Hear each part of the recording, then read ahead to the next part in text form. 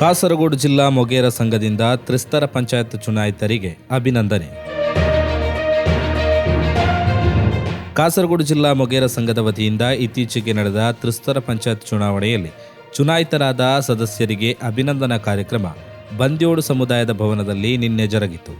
ಕಾರ್ಯಕ್ರಮವನ್ನು ದೇವಸಂ ಬೋರ್ಡ್ ಸದಸ್ಯ ಎ.ಕೆ. ಶಂಕರ ಅದೂರು ಉದ್ಘಾಟಿಸಿದರು.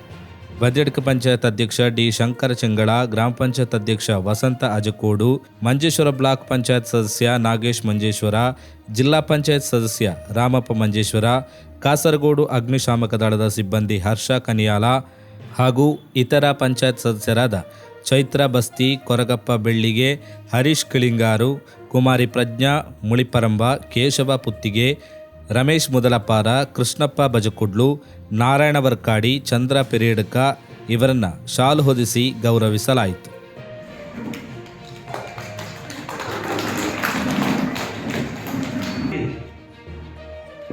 ನಮ್ಮ ಆ ಕಾಡಿನ ಅಂಚನೆ ನಮ್ಮ ಜನಕುಲ ವಿಷಯ, ನಮ್ಮ ಜನಕುಲಿಗೆ ನಮ್ಮ ಶಕ್ತಿ ಇಂಚಿನ